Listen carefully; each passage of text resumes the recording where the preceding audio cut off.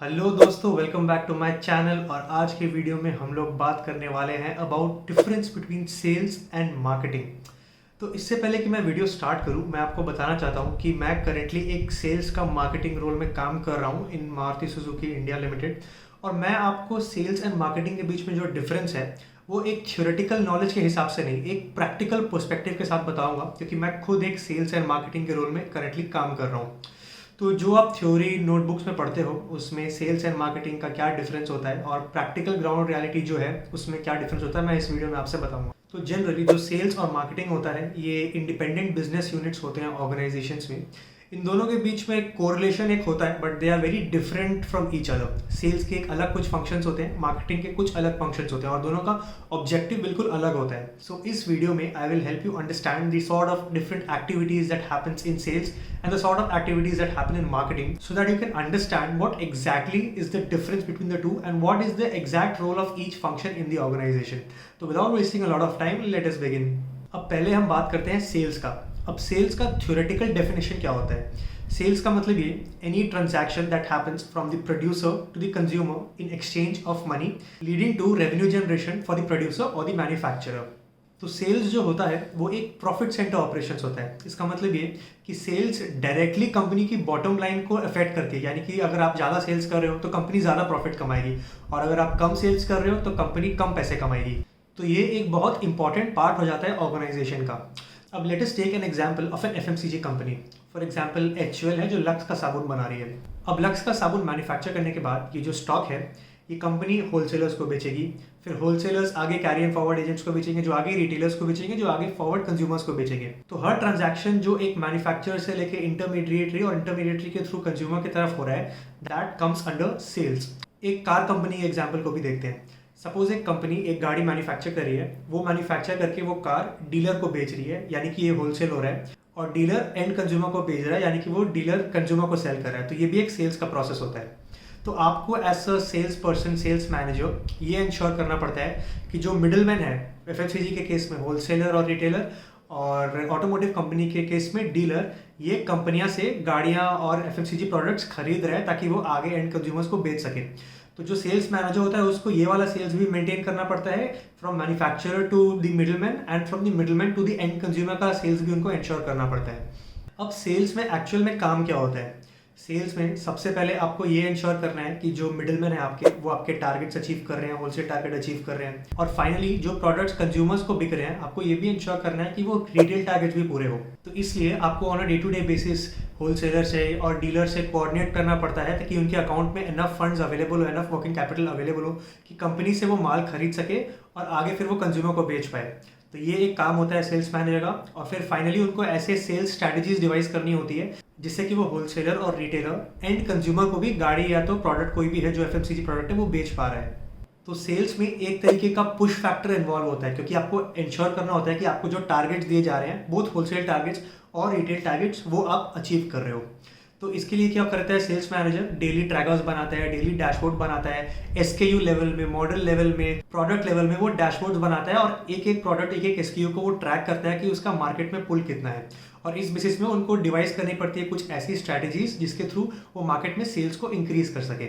अब ये जो सेल्स स्ट्रैटेजीज होती है वो एग्जैक्टली होती क्या है, मैं आपको कुछ एग्जांपल्स बताता हूँ ऐसी सेल्स स्ट्रैटेजीज के जो फील्ड में चलते हैं। सबसे पहला तो आपका हो गया इंसेंटिव स्कीम। जो आपके सेल्स ऑफिसर्स होते हैं जो एफएमसीजी कंपनी में होलसेलर्स के लिए, डिस्ट्रीब्यूटर्स के लिए काम करते हैं, उनके लिए आपको इंसेंटिव स्कीम डिजाइन करनी पड़ती है कि अगर आप इतना माल आगे बेच रहे हो तो आपको इतना इंसेंटिव मिलेगा। ऑटोमोटिव कंपनी में भी सपोज एक रिलेशनशिप मैनेजर महीने के 5 गाड़ी बेच रहा है तो उसको हर गाड़ी में कुछ इंसेंटिव अमाउंट मिलेगा। तो वो ट्राई करेगा कि वो मैक्सिमम गाड़ी बेचे ताकि वो मैक्सिमम इंसेंटिव अपने लिए भी कमा सके। एक सेल्स मैनेजर ये भी इंश्योर कर सकता है कि जो मिडिलमैन है वो कुछ डिस्काउंट्स दे, कंपनी की तरफ से कुछ ऐसे ऑफर्स और डिस्काउंट्स हैं जिससे कि कंज्यूमर उन प्रोडक्ट को और सस्ते में खरीद सके और सेल्स इंक्रीज हो सके। ट्रेड प्रमोशन बोल की भी एक चीज़ होती है। इसका मतलब ये, सपोज अगर एक कोई मिडिलमैन है वो किसी कंपनी का होलसेल टारगेट पूरी कर रहा है, यानी कंपनी से एक जो टारगेट मिला है उनको उतना माल अगर वो कंपनी से खरीद रहा है तो उनको एक कैशबैक अमाउंट मिलता है। तो एक फाइनेंशियल इंसेंटिव है उनका फॉर अचीविंग देयर टारगेट्स। तो ये भी एक तरीका होता है। और इसके अलावा और भी तरीके होते हैं, जैसे कि फ्री गुडीज और फ्रीबीज दे रहे हैं वो कस्टमर्स को। रेफरल प्रोग्राम हो रहा है कि अगर आपके थ्रू कोई रेफर करके एडिशनल कस्टमर आया तो आपको इतना कैशबैक मिलेगा, इतना टाइप का बोनस मिलेगा, या तो कोई फ्री प्रोडक्ट आप दे रहे हो। तो ये बहुत सारी कुछ ऐसी स्ट्रैटेजीज है जो सेल्स में यूज होती है to ensure that sales numbers and sales volume and sales revenues are increasing. तो ये होता है बेसिकली सेल्स। अब हम बात करते हैं मार्केटिंग की। अब सेल्स एंड मार्केटिंग में एक इंटरकनेक्शन तो है। Marketing is a process that leads to sale.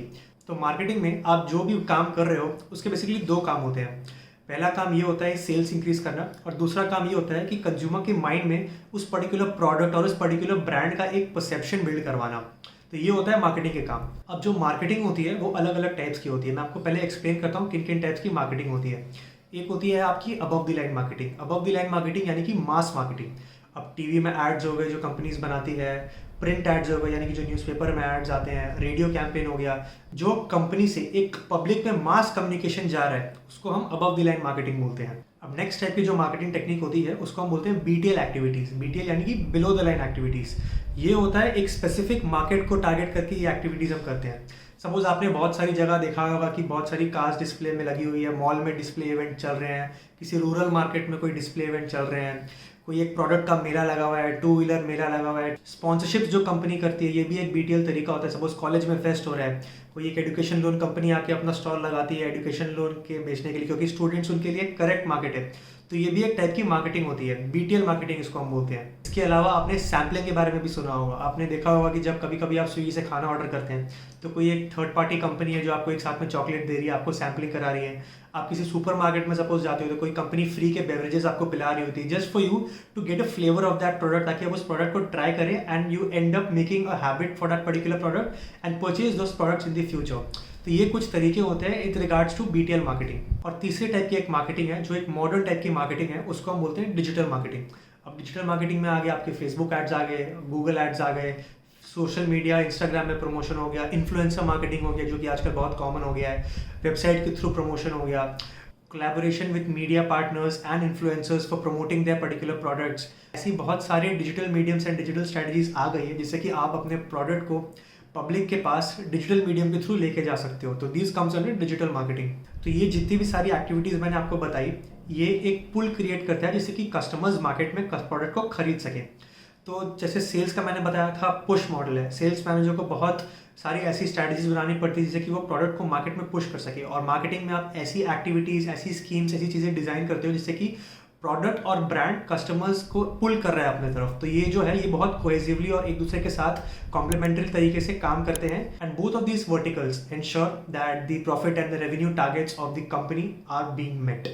तो आई होप आपको एक प्रैक्टिकल सिनेरियो से ये समझ में आया कि सेल्स एंड मार्केटिंग के बीच में क्या फ़र्क होता है। रादर देन थ्योरेटिकल नॉलेज में आपको एक प्रैक्टिकल एक्सपीरियंस देना चाह रहा था, क्योंकि जब आप बुक्स पढ़ते हो तो आप थ्योरेटिकल चीज़ें पढ़ते हो और आपको एक्चुअल में इतना समझ नहीं आ रहा होता है कि ऑन ग्राउंड क्या चल रहा है। तो I hope that you like this video. अगर आपको अच्छा लगा तो प्लीज़ वीडियो को लाइक करें, अपने दोस्तों के साथ शेयर करें एंड मेरे चैनल को सब्सक्राइब करें ताकि आप ऐसे और यूजफुल वीडियोज़ देख सकें।